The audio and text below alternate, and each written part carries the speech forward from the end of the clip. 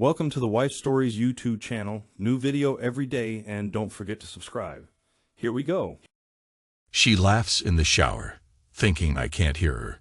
The pipes carry the sound through the walls, and for a moment, I almost believe that carefree giggle is for me. Like old times, when we tease each other in the mornings about who took up more space in bed. But now there's a harsh ring to it, something smug underneath the likeness. I stand in the hallway, fingers grazing the wallpaper, breathing quietly. My suitcase is waiting by the door. I can still smell her perfume seeping under the bathroom door. That sweet floral scent I used to enjoy when it drifted over my pillow at night. I close my eyes. 3 days to go until the wedding. And I'm not even sure I want to see her face anymore. My name is John, 32 years old. I've lived in Chicago my whole life. Grew up with the taste of Lake Michigan wind in my mouth. I used to work random part-time gigs until I found a steady job as an editor at a small publishing house that specializes in children's books. Not the best salary in the city, but enough to get by with some dignity. Enough to build a decent life, or so I always believed. I remember buying that pajama set just yesterday. Blue, checkered, comfortable. I'd wanted something nice for the honeymoon, though it was a silly little detail. Now it sits in the closet, mocking me every time I glance its way. The day I purchased it, I felt a strange hesitation at the register, as if something weighed on me in that moment, some unspoken warning. But I brushed it off. We were only 3 days away from that big day, the day we were supposed to celebrate our union in front of friends and family. Everybody said we looked perfect together. She's still humming as the water shuts off. I step back out of the corridor and move toward the living room. The curtains are drawn, letting in just enough light to give shape to the furniture. My phone buzzes on the coffee table. Another text from my brother, maybe. Everyone wants to know what's going on. Am I okay? Is Emily all right? We heard about the fight at the club. One of them wrote, "Everything okay with them?" Another message earlier from my mother. Hope the wedding is still on track. She knows I'm the type to bury my feelings in my work, so she's worried. But I don't answer. I let the phone buzz and go quiet again. Emily steps out of the bathroom, a white towel wrapped around her body, water beading on her bare shoulders. She notices me for the first time, the playful grin on her face turning cautious. "John," she says, her voice lilting in a small question. I watch her move carefully, her posture tensing, as if she senses that something is off. I want to confront her with everything I know, but a strange calm has taken over me. Maybe I'm still in denial. Maybe I'm storing up all that anger for a final burst. My chest feels tight, like I'm holding my breath for too long. She tilts her head, tries to read me. "You okay?" she asks, forcing a light tone. "You're staring at me like I have two heads." I lick my lips, tasting bitterness. "I'm fine," I say, the edge to my voice unmistakable. She glances at the suitcase near the door. A flicker of confusion crosses her face. "Why are you packed? You have somewhere to be." For an instant, I consider spinning a lie, but I can't muster the energy. I look at her, take in the damp hair, the flush on her cheeks. I used to find that look irresistible. Now I just feel a dull ache. "I'm going out," I say. "Need to sort a few things."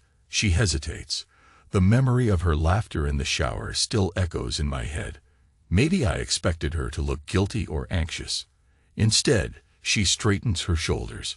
She's good at putting on that PR face. Calm, confident, in control. It's what makes her successful in her line of work. "All right," she says gently. "Don't be too long, okay? We need to finalize details with the wedding planner." Her voice wavers on the last word. Planner. And I spot a flicker of worry. Good. Let her wonder. I just nod and walk out, leaving her standing in the hallway, water trickling from her hair onto the carpet. Outside, the mid-morning sun blinds me. I never realized how bright it could be on a day that feels so dark inside. My car is parked down the street, and I toss my suitcase in the trunk without another word. There's a hum in my ears, a continuous roar that blots out the usual city sounds. I start the engine and drive. Anywhere. Everywhere. I pass the coffee shop where Emily and I used to get lattes on Sunday mornings. I pass the bookstore we both love. I drive by the station where she caught the train to see her friends last weekend, when this all started unraveling. At least, that's when I started to notice things didn't add up. It began with subtle changes. She'd be on her phone late at night. She'd giggle at texts, go quiet when I entered the room. Then the other night, I heard her whisper to someone on the phone, "Baby, I can't wait." I told myself it was about the wedding. Of course, it had to be. But there was a softness, an intimacy that felt wrong. I let my mind wander to the day I actually found out the truth. Yesterday, right after I brought home that stupid blue pajama set, the tablet on the kitchen table lit up with a cascade of messages. Our shared device. She must have forgotten to turn off her notifications. M. Last night was wild. Read one message. Another. Girl, that bouncer was a jerk, but you shut him down. Then, your wedding, your rules, baby. If you need to take a break from fiancé territory, we'll back you up. I skimmed through them, feeling my heart sink with each new piece of information. The last message was from Mark, or at least that's the name that popped up. Hey beautiful, your lips taste like trouble. Can't wait for round 2. I remember standing there, the kitchen light harsh against my eyes, reading and rereading that line. Your lips taste like trouble. I felt my knuckles go white as I gripped the tablet. A wave of cold rage swept over me. My mind refused to fully accept it, but there it was. A plain fact. Emily had been with someone else. He was texting her about how her lips tasted. The messages continued. Some talk about a club fight, about laughing it off at the police station when the bouncer pressed charges for assault or something, about how they almost spent the night in a holding cell. She was the center of it all, the queen of the party, her girlfriends cheering her on. Mark was there too. I kept imagining them pressed together in the darkness of that club, or maybe in a car, or in some cheap hotel room. The thoughts made me physically sick. I tried to breathe normally, but the air refused to enter my lungs. So I left the tablet on the table. Didn't smash it, didn't scream. Just walked out the door, hopped in my car, and found a small park near the river to sit and stare at nothing for a few hours. Then I went home, saw her asleep, smiling in her dreams. I watched her for a long time, wondering if that smile was for me, or for him. And here I am now, driving aimlessly, my mind replaying everything like a broken record. The wedding is 3 days away, but all I can think about is how to survive the next 5 minutes without losing my mind. Eventually, I pull into a gas station. My phone vibrates again.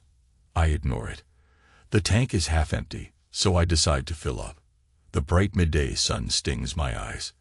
The smell of gasoline reminds me of road trips I took as a kid with my parents. Those times felt so safe, so assured. I wonder how my father would react if he knew his son was about to marry a woman who's been fooling around right under his nose. I realize I don't have a clear plan. Am I going to call everything off? Demand an explanation? Scream at her? Part of me still wants to hold her, to pretend this is all some big misunderstanding. But I saw those messages. They were unambiguous. I get back in the car, start driving again. Memory is a funny thing.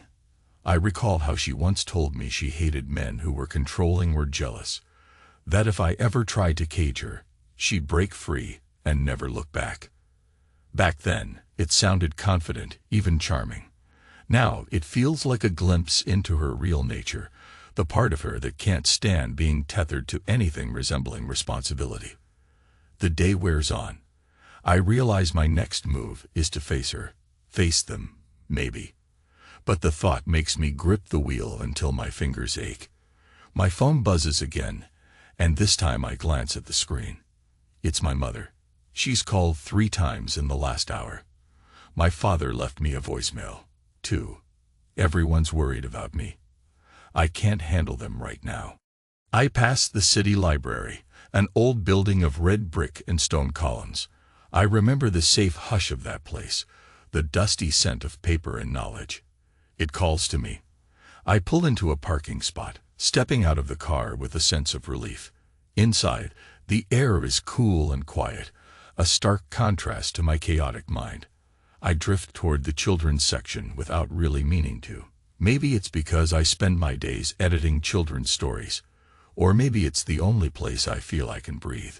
Shelves of brightly colored books rise around me, each promising a small adventure for young minds. The whole area is deserted except for a librarian shelving some picture books. I scan the titles, my thoughts swirling around the fact that Emily is pregnant. Or is she? She told me a few weeks ago that we were expecting, but now I'm not sure if it was real or some fleeting scare. She's been quiet about it since. We were supposed to confirm everything at a doctor's appointment next week. My heart clenches. Even that might be a lie.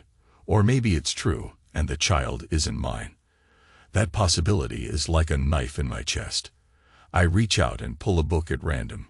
Something about forest animals. The cover shows a gentle mother fox leading her cubs. There's a tagline about a promise. Mommy will never leave you. I feel my throat tighten. I picture a future me, reading a bedtime story to a child who might never exist. I open the book, flip through the pages. Cute illustrations, bright colors, big words. A story about unconditional love, about how families stick together. It's the perfect naive fantasy of childhood innocence, and it hits me like a punch. My vision blurs for a moment. I have to suck in air to steady myself. I close the book and hold it against my chest, letting the sting wash over me. I realize, with a jolt, that this is what I want. For my child, for me, for the person I'm supposed to share my life with. Loyalty. Security. That comforting vow that no matter what happens, we don't betray each other. But Emily, she's broken that vow even before the ceremony. I walk to the checkout desk and pay for the book. The librarian looks at me strangely. "You sure you don't just want to borrow it?" she asks with a polite smile. But I shake my head, forcing a quick grin.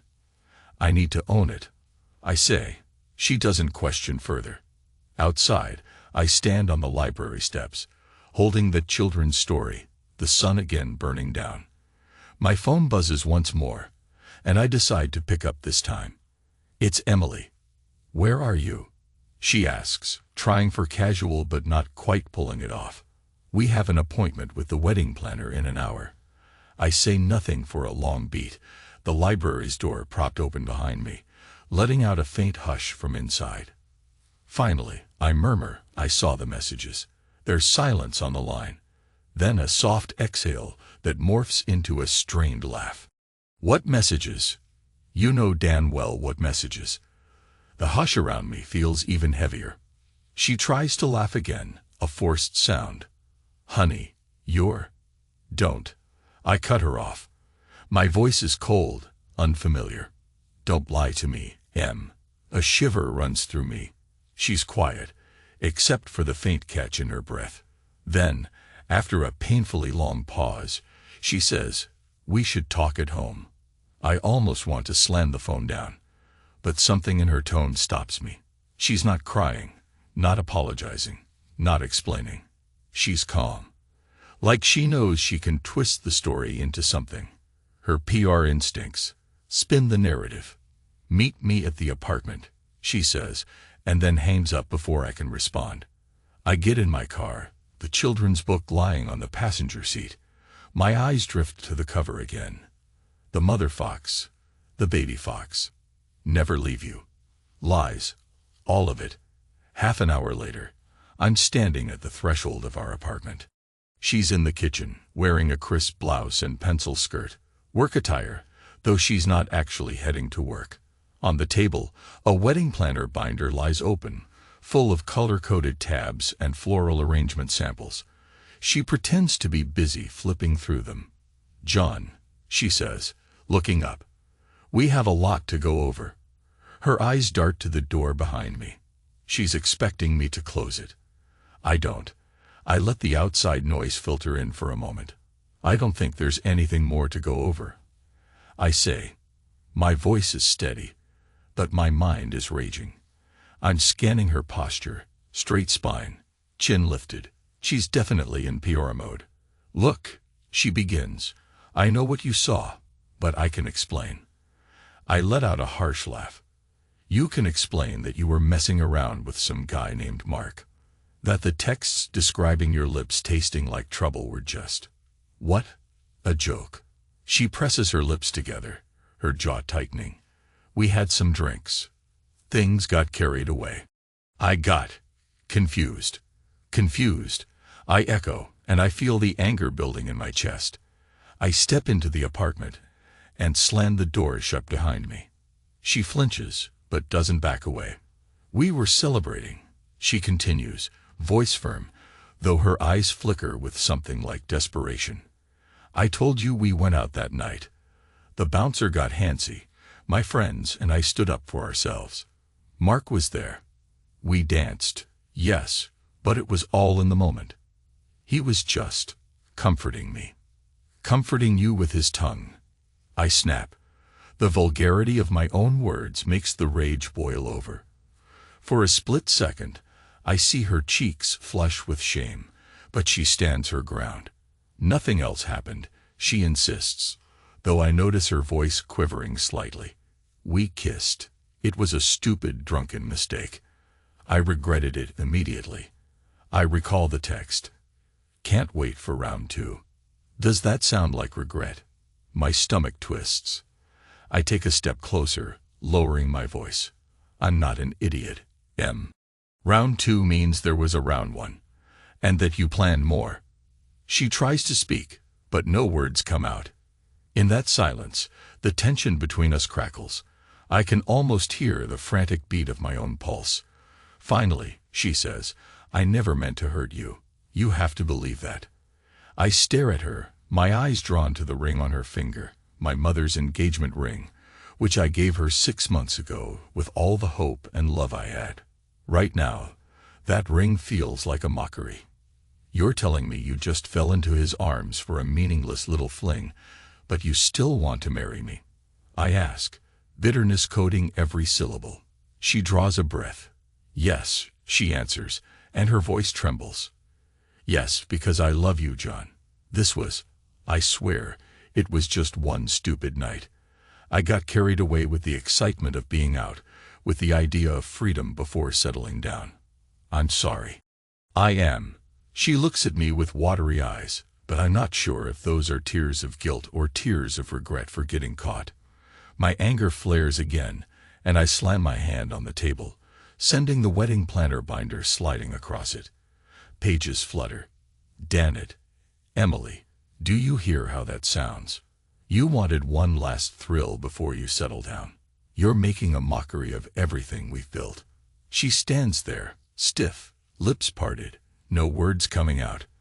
I breathe heavily, the air hot with tension. Through the window, the city stretches out, oblivious to our personal tragedy. In that moment, I sense that the woman I thought I knew is gone, or maybe she was never there. The illusions I clung to vanish like smoke, leaving an ugly truth in their place. A sense of humiliation washes over me, so intense it stings my eyes. John. She tries again, stepping forward. She raises her hand, as if to place it on my shoulder, but I recoil. Please, she whispers, can we talk this through? I shake my head. Talk it through. What's left to say? There's the wedding, she says weakly. I let out a harsh laugh. The wedding. 3 days from now, we're supposed to stand up and vow to love and cherish each other, to be faithful and true. And you've already broken that vow.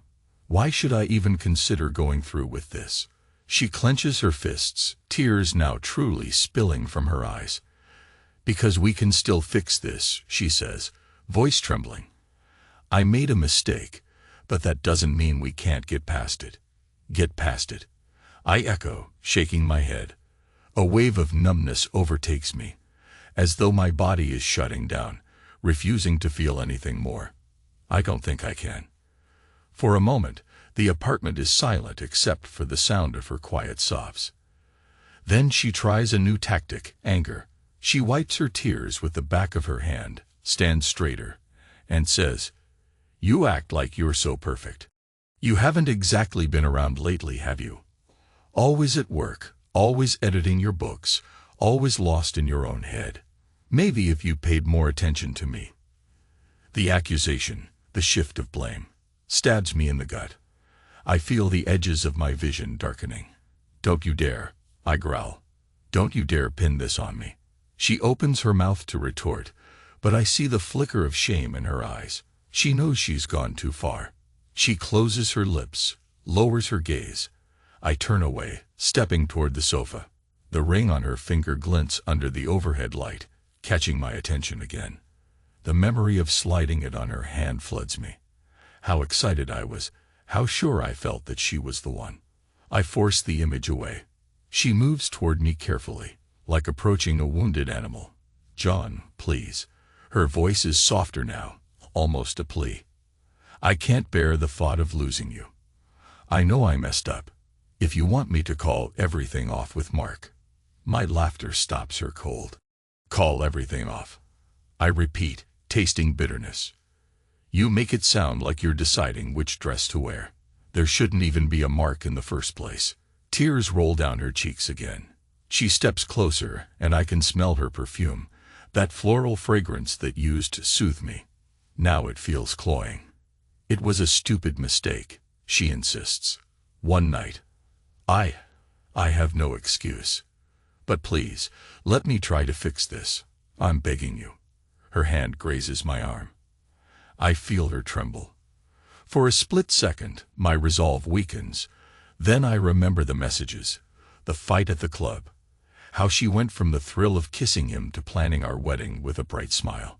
My anger surges back, sharper than before. I pull away, crossing to the other side of the room. "Needing space. Fix it," I echo. My voice is trembling too, but with rage. "You can't fix betrayal, Em." She's sobbing openly now, and it wrenches at my chest, but I stay firm. My pride, my dignity, they're on the line. She destroyed something fragile inside me, something that might never be the same again. I take a few deep breaths, my mind racing. Part of me wants to lash out, to break something, to punish her, to let the whole building hear my fury. Another part of me wants to just leave, vanish, never speak to her again. But then I remember the children's book in my car, the pajama set in the closet, the wedding arrangements, 3 days, so many people planning to gather, to watch us commit to a life together. The weight of it all slams into me, and a sudden wave of calm washes over the anger, chilling it. "John," she whispers again, "say something. Anything." My lips curl into a tight smile, but there's no humor in it. I'm done talking. She watches as I walk toward the bedroom. The door is slightly ajar. Inside, the bed is unmade, the covers twisted. No sign of Mark physically, but the memory of him lingers like a ghost. My mind conjures images I wish I could erase. Him with his arms around her, them pressed together, lips locked. My gut roils. I open the closet, grab that brand new blue pajama set I bought. My eyes flick over to the reflection in the mirror. I look pale, tense, barely recognizable. I stuff the pajamas into a small bag. When I step back into the living room, Emily stands there looking broken. Her makeup is smeared from tears, her hair frizzy from running her fingers through it. She sees the pajamas in my bag and gives me a confused, desperate look. "John, we can talk to someone," she says quickly. "A counselor. I'll do anything. Just please, please don't leave me." I stare at her for a long moment, studying the woman I thought I'd spend my life with. The woman I believed would stand by me, who used to nestle against me on the couch, promising we'd be a real family. Now all I see is a stranger. There's nothing left here. I say, my voice quiet, drained. "I need to go." She steps forward, but I raise a hand. She stops. Her eyes shine with tears, her lips quivering. "When will you be back?" she asks, voice shaking. I don't answer. Instead, I turn and walk out the door, not bothering to look back. Her muffled sobs follow me into the hallway, echoing off the walls. I take the stairs 2 at a time, adrenaline pumping through my veins. Downstairs, out on the sidewalk, I toss the bag with my pajamas into the passenger seat, slip behind the wheel, and shut the door. My shoulders feel rigid, my chest tight. My phone sits in the cup holder, the screen lit up with several missed calls from friends and family. I ignore them. I drive to a small diner on the outskirts of the city. It's the kind of place with flickering neon signs and vinyl seats. The waitress glances at me as I slip into a corner booth. I must look half crazy, hair disheveled, eyes bloodshot, jaw set like I'm waiting for a fight. "What can I get you?" she asks in a bored tone. "Coffee," I say, my voice raspy. "Black." She nods, walks away, leaving me alone with my thoughts. The hum of conversation washes over me, and I stare at the peeling posters on the walls. I think about everything I've ever read about betrayal. Funny how I always saw it as something that happened to other people, some sad story on the news or in a novel. I never thought I'd be the fool left behind. My phone rings again. This time, it's Mark's name on the screen. I freeze, my heart pounding. My stomach flips. How did he get my number? Probably from Emily, or maybe from some group chat. I let it go to voicemail. The phone goes silent, then buzzes again. A text from him lights up the screen. "John, man, we need to talk." I let out a shaky breath. The audacity of him. He wants to talk. What the hell does he think I want to hear? Maybe he wants to brag, or apologize, or reassure me that it was just a fling. The nerve. The waitress returns with my coffee. I clutch the cup in both hands, letting the heat burn my palms. It's a dull, grounding pain that holds me to reality. Then the phone buzzes once more. Another text from Mark. "I'm sorry about the other night. Didn't realize how serious you two were. Didn't realize how serious we were. We're 3 days away from a wedding." Anger sears through me. I set the coffee down before my shaking hands can spill it. A dark part of me wants to call him back. Let him have it, scream in his ear until my throat is raw. But I resist, because a deeper, colder part of me knows that no matter what he says, it doesn't change the betrayal. Emily let him in. She allowed him to cross the line we vowed never to cross. I sip my coffee, ignoring the phone. The bitterness scalds my tongue. Outside, twilight is falling, painting the street in long shadows. Another day gone. Another inch closer to that wedding date that no longer feels real. Eventually, I leave the diner and drive aimlessly again, until I find a cheap motel on the city's edge. I rent a room, the kind with stained carpets and flickering lights. The clerk doesn't even bat an eye. I drop my bag and pajamas on the bed. The children's book is still there, tucked in with them. My eyes sting, and I curse under my breath, angry at myself for this swirl of conflicting emotions. I shower in the motel's grimy bathroom, letting the water pound my shoulders. My mind replays the conversation with Emily, the heartbreak in her voice, the tears. The rational side of me wonders if maybe she really does regret it, if maybe it was just one mistake. But then I think about that text, that line about round 2. I punch the tiled wall. Pain flares in my knuckles, but it's nothing compared to the ache in my chest. Out of the shower, I towel off and stand in front of the mirror. My reflection looks exhausted, eyes sunken, stubble thick on my jaw. I pull on a t-shirt and the pajama pants, ignoring how out of place they feel in this cheap, stale room. Leaning against the sink, I let out a shuddering breath. 3 days until the wedding that I'm not sure will ever happen.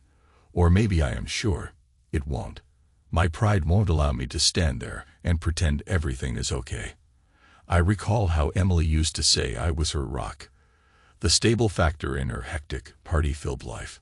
If that's true, why did she throw it all away for a cheap thrill? My jaw clenches. I move to the bed, switch off the lamp, and stare up at the ceiling. Sleep doesn't come easily. I lie there for hours, slipping in and out of a restless doze. Dreams flash behind my eyelids. Emily dancing in a neon-lit club. Mark's hands on her hips, her laughter echoing in my ears. My fists clench in the sheets. Then the scene morphs into images of me reading the children's book to a faceless child, my voice trembling on the line, "Mommy will never leave you." Eventually, I give up on sleep and stare at the clock. Past midnight. The city outside is quiet, the hum of traffic a distant lull. A single question forms in my head. Do I want revenge? A bitter chuckle escapes me. I never saw myself as a vengeful man. But right now, everything in me churns with the need to make her feel what I'm feeling. To show her the depth of the pain she's caused. She wants to cling to me, keep me near, pretend we can fix this. No, she doesn't deserve that easy out. I remember that night, the day I discovered her betrayal, how I didn't yell, didn't break anything. I just walked away. In a twisted way, maybe that hurt her more than if I had stormed and screamed. She expects confrontation. She expects a meltdown that she can label as John's jealousy. Instead, I shut her out. 2 days left until the wedding. The next morning, I force myself to eat a stale pastry and gulp down coffee from the motel's sorry excuse for a continental breakfast. My phone is a minefield of messages. One from my best friend. "Dude, just heard something about M last night. You okay?" Another from the wedding planner. "We need final confirmation on the floral arrangements." My mother's worried texts fill the screen. And then, like a jolt of electricity, a message from an unknown number. "John, it's Mark. I want to talk this out, man to man."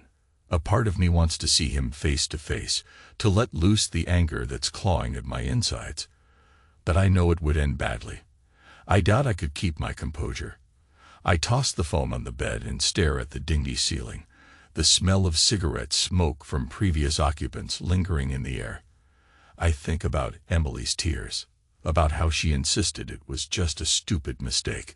In the harsh light of morning, doubt creeps in. What if I'm throwing away a life we built together for one slip-up? But my pride, my sense of dignity, roars in defiance. She wasn't forced. She chose it. And the text messages sounded anything but remorseful. The wedding day creeps closer. I spend most of the time holed up in that motel, ignoring calls, ignoring the outside world. A swirling combination of rage, sorrow, and confusion keeps me rooted in place. I'm not sure what I'm waiting for. Maybe I'm waiting for some sign from above, telling me what to do. Finally, on the morning of the wedding, what should have been the biggest day of my life, I pack my bag, slip on a clean shirt, and stare at the mirror one last time. I'm not going. I can't. I won't be made a fool of, won't pretend that everything's fine, that her betrayal can be swept under the rug. I head downstairs, settle the bill with the motel clerk, who barely looks at me. The drive back to the apartment is a blur. My heart hammers in my chest, adrenaline spiking. I park around the corner, out of sight, then head up to the building. It's quiet in the hallway. I can feel my pulse in my ears as I unlock the door. The apartment looks exactly as I left it, except for a garment bag draped over a chair, her wedding dress, presumably. My eyes flick to the dresser in the bedroom, where I see a small arrangement of wedding items, corsages, ribbons, maybe a pair of shoes. A wave of sadness hits me, but I push it aside. I open the closet. The bag with the pajamas is still there, but now I pull them out and place them on the bed, neatly folded. Then I take the children's book from my suitcase, the one with the mother fox. I grab a pen and open to the title page. My hand shakes. I scrawl a short inscription. "You had it all, and you destroyed it. You're the main character of your own story, but you chose to become the antagonist." I set the book next to the pajamas. I stand back, staring at these two objects. The pajamas I bought for a future that no longer exists, and a child's story about a mother's promise to never leave. It feels symbolic, final. Some part of me wants to tear this place apart, smash the wedding decorations, let my fury consume me. But I don't. I choose the quieter form of destruction. I leave, without a fight, without a word. I'm taking away my presence, my forgiveness. She can have the empty apartment as her only witness when she comes home. Stepping back into the hallway, I take one last look at the door, remembering the day we moved in, so full of dreams. Then I pull it shut behind me and slip the key under the doormat. My phone buzzes as I step into the elevator. The wedding should be starting in a few hours. People will be arriving, wondering where I am, calling me, texting me. I let the phone ring. The elevator doors close. I watch my reflection in the steel, the face of a man who's done with illusions. Down on the street, I see a few passing cars, some pedestrians. The city moves on, indifferent. Clouds drift across the sky. I find myself breathing more freely, as if a weight has lifted from my chest. The shame, the humiliation, the heartbreak, they're still there, but I'm in control now. I feel my phone vibrate again. Another call. Probably my mother, frantic, or maybe Emily, desperate. I power the phone off. I get into my car. The engine purrs to life. My heart thuds with a painful mix of regret and relief. As I pull away from the curb, I picture Emily returning to the apartment later, exhausted, humiliated in front of all our guests. She'll open the door and see nothing but those pajamas and that children's book. She'll read the note, realize I'm gone. That she had everything, and she destroyed it. I grip the steering wheel tighter. A scalding tear trickles down my cheek, surprising me with its heat, but I make no move to wipe it away. It's a testament to what was lost, and maybe a small piece of what still hurts. I keep driving until the city skyline fades into the distance. I don't know where I'm going. Maybe I'll head toward some small town, get a hotel for a few nights. Maybe I'll call my brother or show up on my parents' doorstep. Maybe I'll vanish for a while, lose myself in the quiet corners of this country. I just know I can't go back there. In the rearview mirror, I catch a glimpse of my own eyes, rimmed red and burning with resolve. This is the final act. No wedding, no explanation, no grand confrontation. Just absence. Sometimes that's the sharpest revenge of all. Leaving them alone with the consequences of their betrayal. My mind wanders to that children's book once more, the promise of unwavering loyalty. A promise Emily couldn't keep. The road stretches before me, uncertain but free. The humiliations of the past days press against my heart, but each passing mile eases them a little. I roll down the window. The wind tangles my hair, the roar filling my ears. No music, no chatter, just the open road. In my mind, I offer a silent farewell to the life I thought I'd have, the woman I thought I knew, the child that might never be. There's pain, yes, but there's also a strange clarity in finally letting go. The drive continues for hours. Occasionally, I feel a pang in my chest, remembering how she laughed in that shower, so certain I couldn't hear her. Now, I wonder what she'll do when she sees my empty closet. Maybe she'll collapse on the floor and scream. Maybe she'll rage and break things. Maybe she'll run to Mark, or beg her friends for comfort. But that's no longer my concern. The sun is low on the horizon when I stop at a roadside viewpoint overlooking a small lake, the waters shimmering with the gold of late afternoon. I step out, stretch my legs, inhale the fresh air. It smells of pine and mud and freedom. A few other travelers are milling around, taking pictures. I find a secluded spot away from them, looking out over the water. A swirl of emotion wells up inside me. Anger, grief, relief, all tangled together. But at the core, there's a sense of finality. A calm, cold assurance that this chapter is closed. I might be broken for a while, might carry the scars, but I won't be anybody's fool anymore. I let out a long, shaky breath. The wedding should have started by now. Guests all seated, maybe whispering about the tension in the air. The bride pacing anxiously, and I'm not there. I feel a quiet triumph in that. A savage kind of justice. Let her explain my absence. Let her taste the hollow emptiness she inflicted on me. I hear a bird call overhead. The sun dips further, painting the lake in fiery orange. Time moves forward, heedless of our dramas. I dig my hands into my pockets, a half-sob, half-laugh escaping me. I think about the vow I once dreamed of making. I do. Then the vow she broke before it was even said. I turn, walk back to my car. The seat creaks as I settle in, the engine humming under my hands. I glance in the rearview mirror at my own reflection once more, at the dark circles under my eyes and the firm set of my jaw. Then I focus on the road ahead, the horizon open, and start driving. Some pains you can't fix, some betrayals you can't forgive. It's time I learned to live with that.